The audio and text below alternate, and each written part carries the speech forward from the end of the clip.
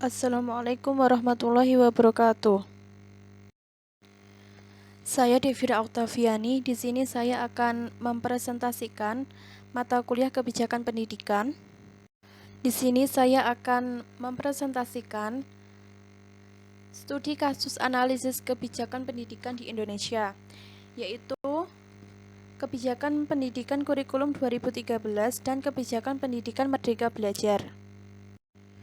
Dalam Kebijakan Pendidikan Kurikulum 2013 ataupun Kebijakan Pendidikan Merdeka Belajar, terdapat subbab antara lain yaitu latar belakang, teori, formulasi, implementasi, dan evaluasi.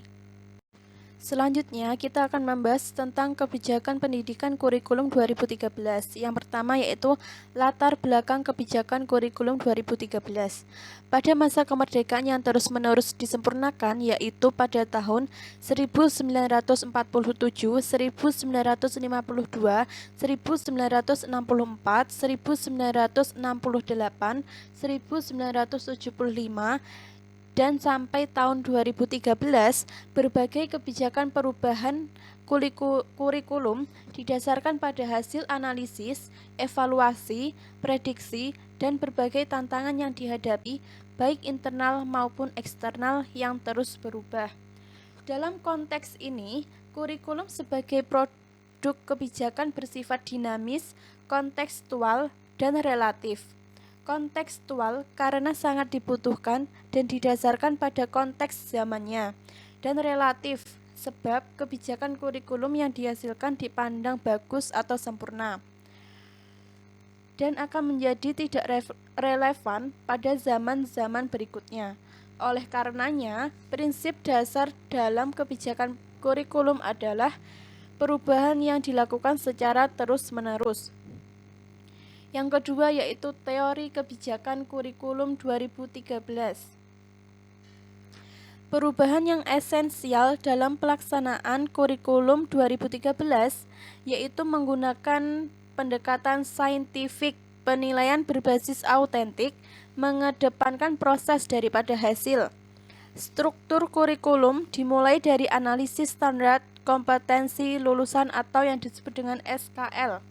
Kemudian ditentukan dengan beberapa penilaian yaitu K1I tentang ketahuitan, K12 berisikan kompetensi tentang hubungan kemanusiaan, KI3 berisikan tentang ilmu pengetahuan, dan KI4 berisikan tentang kompetensi keterampilan. Selanjutnya, yang ketiga yaitu formulasi kebijakan kurikulum 2013. Dalam kurikulum 2013 yang berada di Indonesia sudah mengalami pengembangan dalam kurikulum. Perubahan yang dimaksud baik dari pemahaman masyarakat Indonesia tentang kurikulum hingga aplikasinya dalam dunia pendidikan merupakan upaya dalam meningkatkan mutu pendidikan. Dengan demikian, kurikulum berfungsi sebagai nafas atau inti dari proses pendidikan di Indonesia untuk mempercayakan potensi peserta didik dengan mengedepankan pendekatan humanis. Pendekatan humanis yang dalam konteks penalaran dimulai dari hal-hal yang bersifat nilai-nilai luhur dalam kehidupan sehari-hari, kemudian bergerak ke hal-hal yang bersifat terapan dalam norma-norma kehidupan sehari-hari itu sendiri. Selanjutnya yaitu implementasi kebijakan kurikulum 2013. Implementasi kurikulum dapat diartikan sebagai aktualisasi kurikulum yang ditulis dalam bentuk pembelajaran. Dalam kurikulum 2013, peranan guru semakin berkurang, guru hanya menjadi moderator atau mediator pembelajaran yang mengarahkan siswa yang melaksanakan kurikulum 2013. Hal lain yang mendukung proses kegiatan belajar mengajar kebijakan kurikulum 2013 adalah media yang digunakan. Media pembelajaran yang digunakan dalam implementasi kurikulum 2013 yaitu seperti alat peraga, peralatan praktek, dan peralatan lainnya. Yang selanjutnya yang terakhir yaitu evaluasi kebijakan kurikulum 2013. Di sini disebutkan ada tujuan, materi, proses, evaluasi, maupun komponen kurikulum. Dalam struktur ini, 4 struktur ini ada komponen yang saling berhubungan, yaitu tujuan menentukan bahan apa yang akan dipelajari, bagaimana proses pembelajarannya, dan apa yang harus dinilai. Selanjutnya, apabila salah satu komponen berubah, maka semua komponen lainnya turut mengalami perubahan. Yang kedua yaitu kebijakan pendidikan merdeka belajar. Dalam kebijakan pendidikan merdeka belajar ada beberapa subbab antara lain latar belakang kebijakan, teori kebijakan merdeka belajar, formulasi kebijakan merdeka belajar, implementasi kebijakan merdeka belajar, serta evaluasi kebijakan merdeka belajar. Yang pertama kita akan membahas tentang latar belakang kebijakan merdeka belajar. Merdeka Belajar merupakan kebijakan baru yang dicetuskan oleh Bapak Menteri yang tergabung dalam Kabinet Indonesia Maju, Nadiem Anwar Makarim. Merdeka Belajar terlahir dari banyaknya problem yang ada dalam pendidikan, terutama yang terfokus pada pelaku atau pemberdayaan manusia. Setelah diterapkannya kebijakan Merdeka Belajar nantinya akan terjadi banyak perubahan terutama dari sistem pembelajaran. Yang selanjutnya yaitu teori kebijakan Merdeka Belajar. Merdeka Belajar mengaplikasikan kedudukan belajar, berpikir, berfilsafat, dan mencari pengetahuan. Belajar harus didudukkan dalam kerangka sosio-kultural, tempat peserta didik belajar dan berpikir kritis.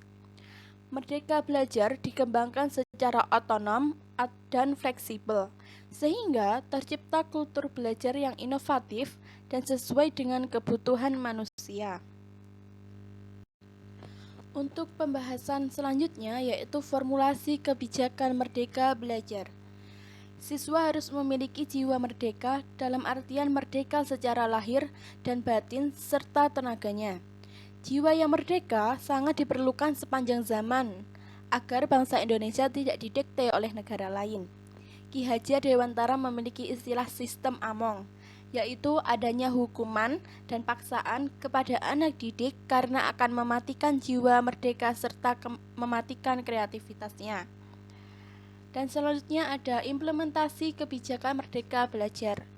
Kebijakan baru Menteri Pendidikan dan Kebudayaan terkait Merdeka Belajar yaitu mengenai USBN, yaitu akan digantikan oleh asesmen yang diselenggarakan oleh sekolah.